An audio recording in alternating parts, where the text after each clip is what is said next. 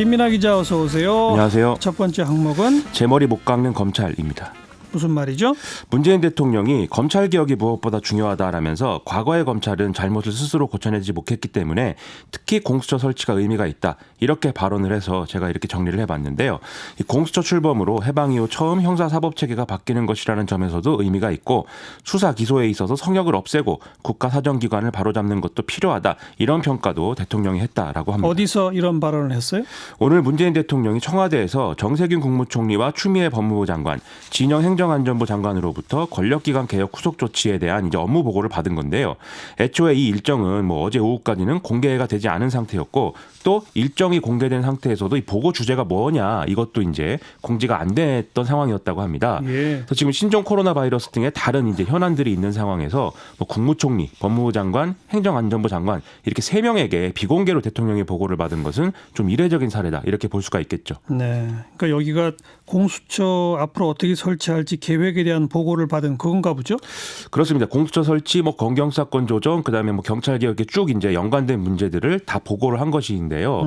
이게 공수처 설치나 검경 사건 조정 같은 경우는 실무적인 이제 문제만 남은 상황인 거고. 법 통과됐으니까. 그렇죠. 그러니까 일부에서 이제 경찰 개혁이나 국정원 개혁 등이 좀 마무리가 돼야 된다 이런 지적이 이제 나오는 그런 상황이어서 이런 업무 보고 일정이 이제 잡혔다 이렇게 봐야 되겠습니다. 그런데 문재인 대통령의 오늘 메시지는 아무래도 검찰 개혁에 특별히 또 방점을 찍은 그런 이제 느낌이 드는 거죠. 예. 그래서 검찰 개혁에 대한 어떤 대통령의 의지를 이제 변함없는 의지를 보여주면서 공수처 설치를 최대한 빨리 서두려야 된다 이런 이제 점을 이제 강조하려는 의도도 담겨 있다 이렇게 해석을 할 수가 있겠는데요. 지금 검찰 개혁의 어떤 조직 개편이나 인사 이런 거를 통해서 진행되고 있는 상황에서 공수처 설치가 좀 속도를 내야 이제 수사 공백 이런 것들을 메울 수가 있다 이런 현실적 고민이 담겨 있는 것으로 또 생각이 됩니다. 그래서 실제로 공수처 어떻게 준비하기로 한 거예요? 이 비공개 업무 보고가 종료된 이후에 정세균 국무총리가 담화를 발표했는데요. 권력기관 개혁을 제도적으로 완성하기 위한 후속 조치로 총리실 산하의 공수처 설립 준비단과 검경 사건 조정 후속 추진단을 꾸리겠다라는 거였습니다. 그리고 이제 자치경찰제 도입과 국가수사본부 설치 그리고 국정원법 개정안 국회 통과 등을 추진하겠다 이렇게 밝혔는데요. 예. 더불어민주당은 그래서 다음 달 임시국회에서 일단 관련 법안들의 처리를 시도할 계획이라고 합니다. 그런데 이런 내용들을 이제 정세균 총리와 두 장관들이 브리핑하는 도중에 좀 이제 기자들로부터 곤란한 질문도 나와서 좀 화제가 많이 됐습니다. 곤란한 질문? 그렇습니다. 뭐요?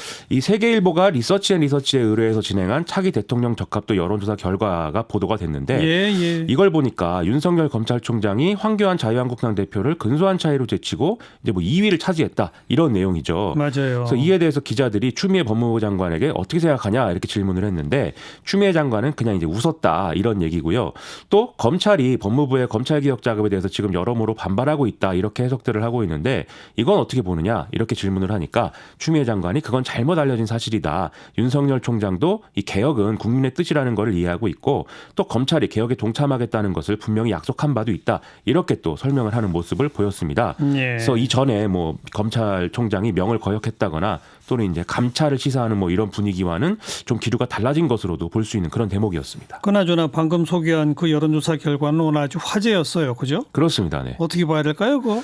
이게 여론조사의 어떤 그 특징적인 어떤 그런 걸 봐야 되는데요. 첫째로 워낙 이제 인지도가 있는 인물을 여론조사 항목에 새로 넣은 것이고 특히 이제 검찰이 현 정권 관련 사건을 수사를 하면서 갈등 구도에 있기 때문에 지금 정권을 지지하지 않는 유권자층에서 이제 호응이 좋은 거는 어떻게 보면 자연스러운 일이다라고 볼 수가 있는 부분이 있죠.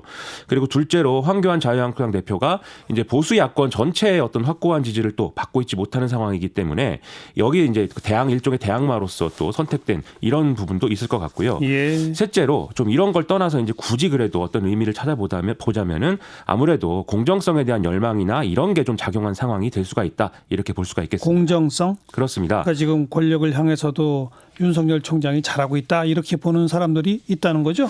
그렇죠. 지금 여러 감로들박이 있지만 최근 상황 둘러싸고 사실 두 가지 시선이 있는 것은 부정할 수 없는 사실 아니겠습니까?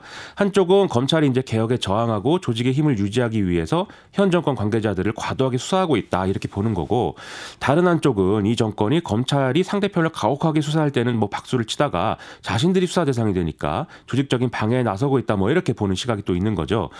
이렇게 좀 후자의 관점을 가진 사람들이 여론조사에서 차기 대통령감으로 윤석열 총장을 골랐다 이렇게 볼 수 있는 건데요. 예. 그런데 단순히 뭐 윤석열 총장의 어떤 정치적인 잠재력이나 이런 걸 떠나서 지금 정권으로서는 이런 구도를 좀 이제는 벗어나기 위한 시도를 본격적으로 할 필요가 있을 것 같습니다.